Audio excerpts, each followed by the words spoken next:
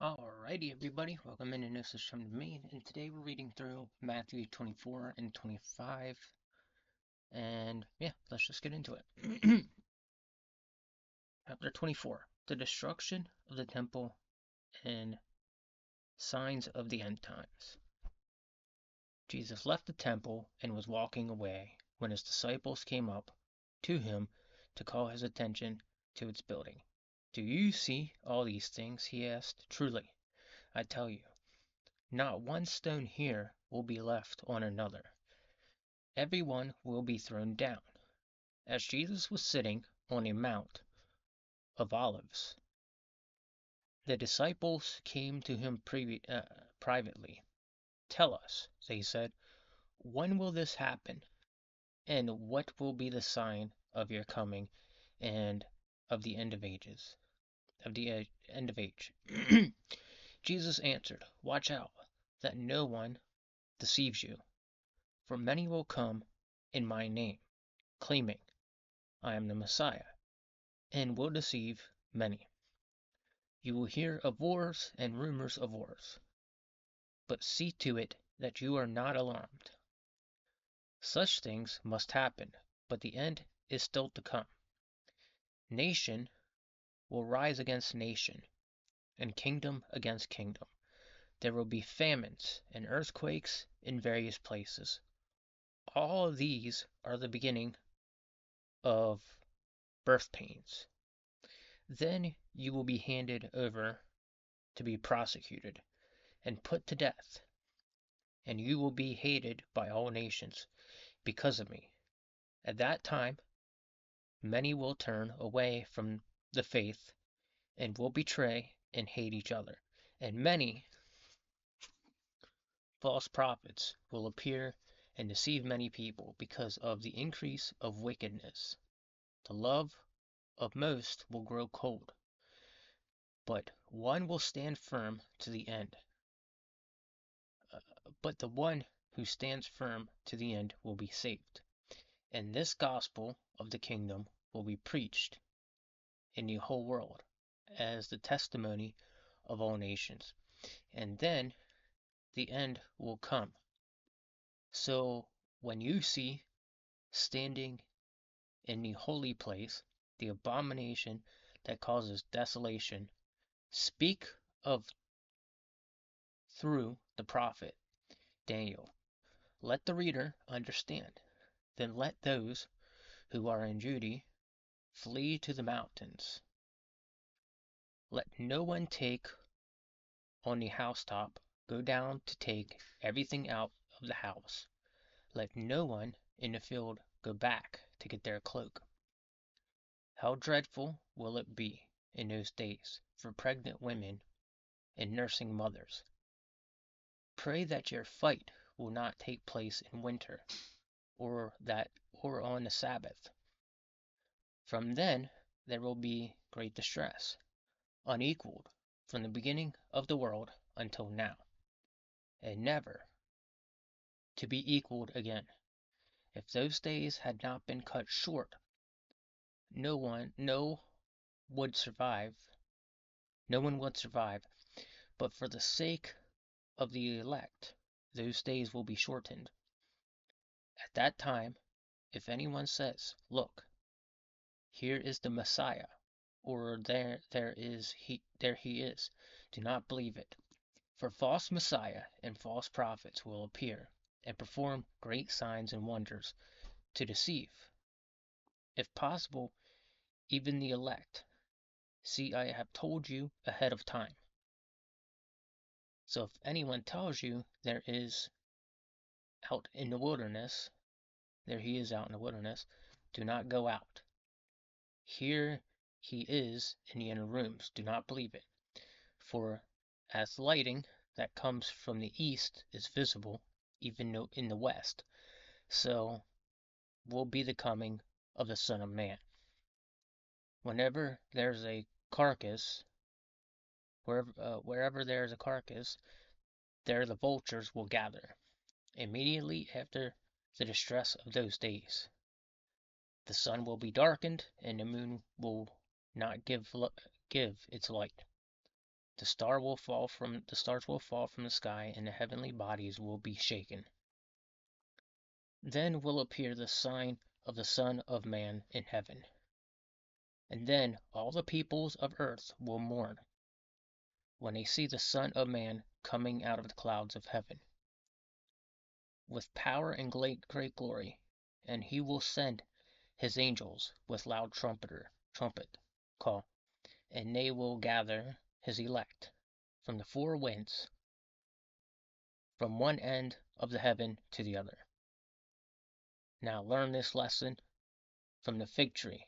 As soon as its twigs get tender and its leaves come out, you know that summer is near. Even so, when you see all these things, you will know that it is near. Right at the door. Truly, I tell you, this generation will certainly not pass away until all these things have happened. Heaven and earth will pass away, but my word will never pass away. So, there's a lot in there that actually has happened. As for the Messiah, you know, we still don't know who it is. Um, you know, um, there's a lot of people that read the Bible. There's a lot of people that say stuff, and I'm not gonna say this up front, but I do believe Jesus Christ is walking among us. I'm not gonna say anything more than that. I do believe he's walking among us. I'm just not gonna say more than that. So, the day and the hour unknown. But about that day or hour no one knows, even the angels in heaven, nor the Son, but only the Father, as it was in the day of Noah.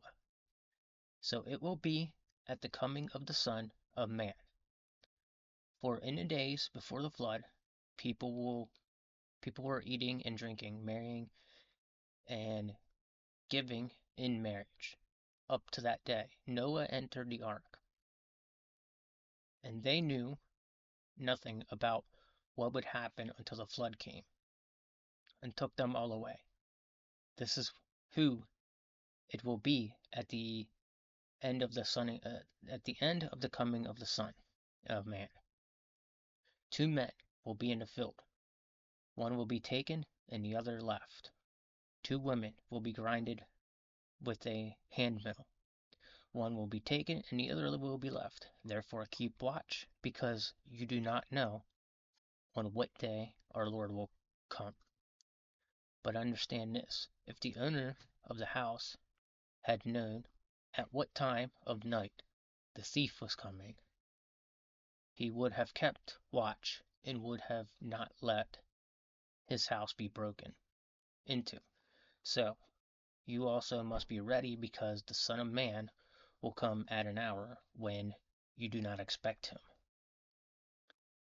Who then is faithful and wise, and a wise servant, whom the master has put in charge of the servant in the household to give them their food and at the proper time? It will be good for the servant those whose masters find him doing so when he returns. Truly I tell you, he will be put in charge of all his possessions. But suppose the servant is wicked and says to himself, my master is staying away a long time. And he then began to beat his fellow servant and eat and drink with drunkards. The master of that servant will come on a day when he does not expect him, and at an hour he is not aware of. He will cut him to pieces and assign him a place with hypocrites, where there will be weeping and gnashing of teeth. So, Jesus is still giving a warning about the Son of Man coming. He's describing a lot of stuff here that, they claim Jesus to come in like a thief in the night. There's a lot in here that, like, I've heard a lot of people say, and so this, like, going back, Jesus mentioned a lot of stuff that's going on in society today, in the world today, and we see it with our own two eyes, but we choose not to acknowledge it because some of us haven't read this. So,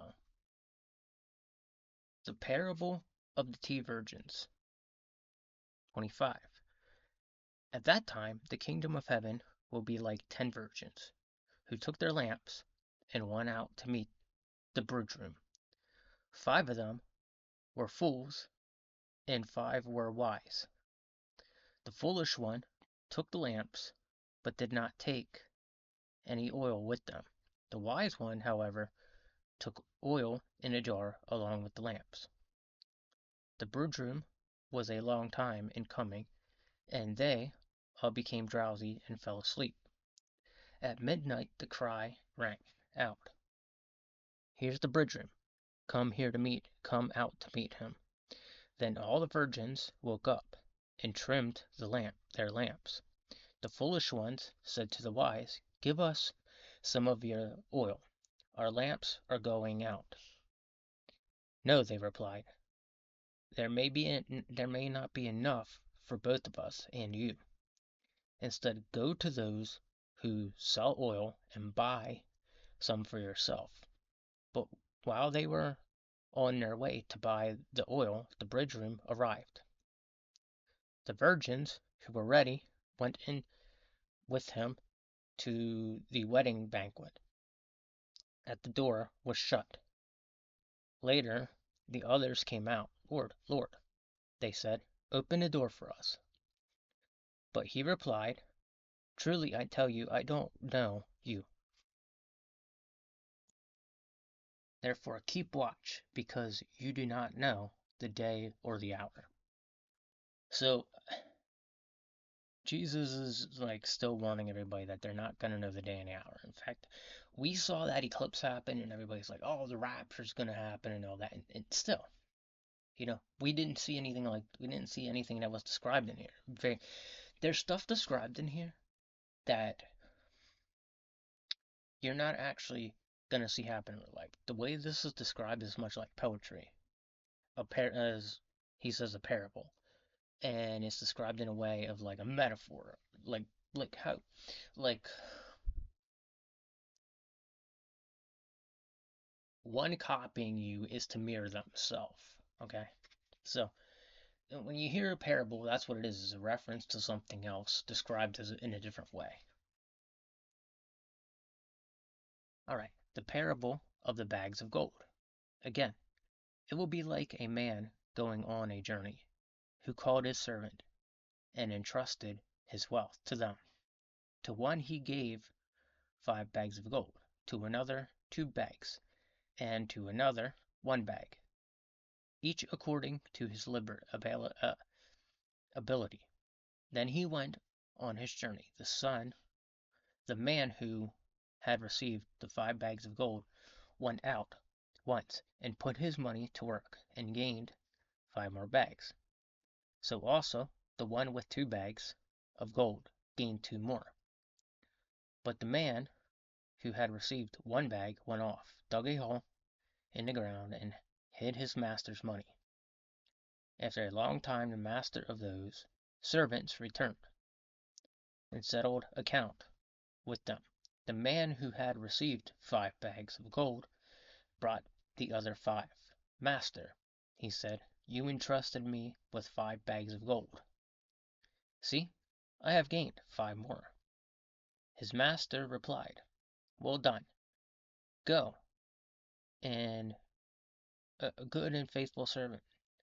You have been faithful with a few things. I will put you in charge of many things. Come and share your master's happiness." The man with 2 bags of gold also came. "Master," he said, "you entrusted me with 2 bags of gold. See, I have gained 2 more." His master replied, "Well done. Go, good and faithful servant.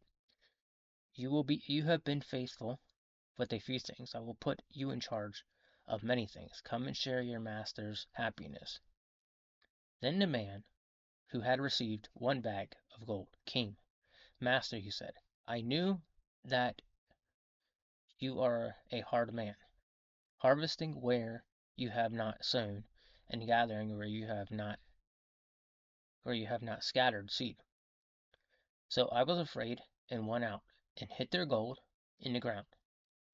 See, here is what belongs to you. His master replied, You wicked, lazy servant. You knew I have harvested where I have not sown, and gathered where I have not scattered seed. Well then, you should have put my money on deposit with the bankers. So when I returned, I would have received it back with interest. So take the bag of gold from him and give it to the one who has 10 bags. For whoever has will be given more, and they will have an abundance. Whoever did not have enough, have even what they have will be taken from them, and thrown that worthless servant outside into the darkness, where there will be weeping and gnashing of teeth. Alright, so he trusted the servant enough until the point where he showed him something, and then he appreciated him for showing him what he saw. So the sheep and the goats.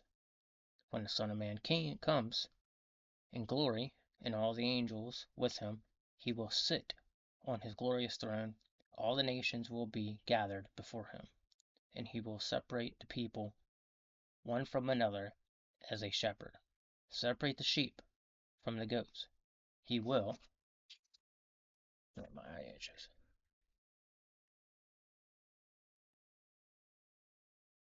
Put the sheep on his right and the goats on his left.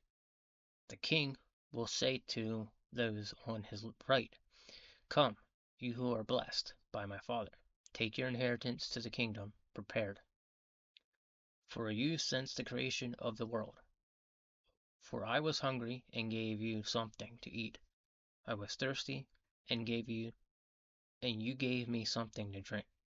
I was a stranger and you invited me in. I indeed clothed me. I was sick, and you looked after me. I was in prison, and you came to visit me.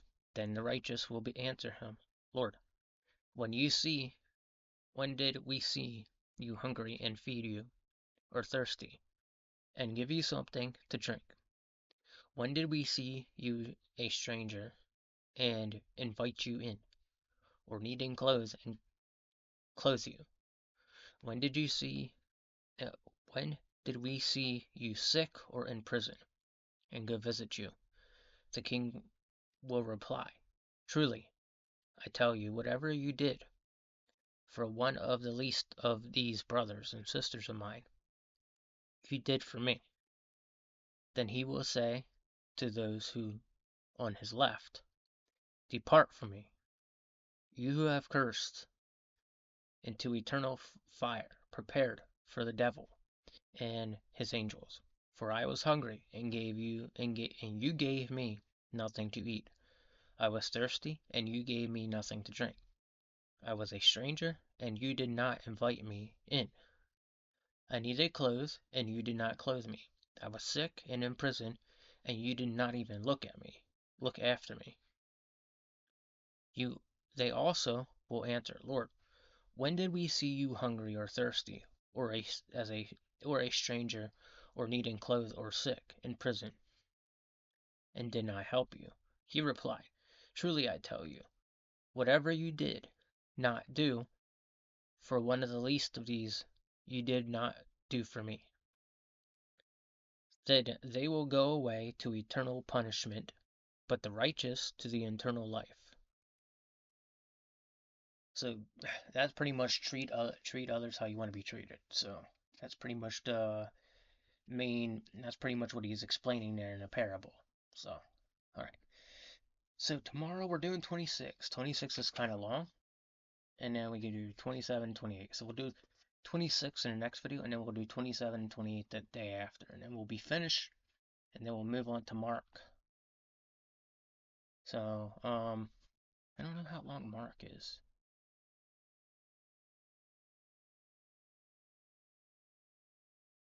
Figure that out. Matthew. Find out. Mark's still pretty long.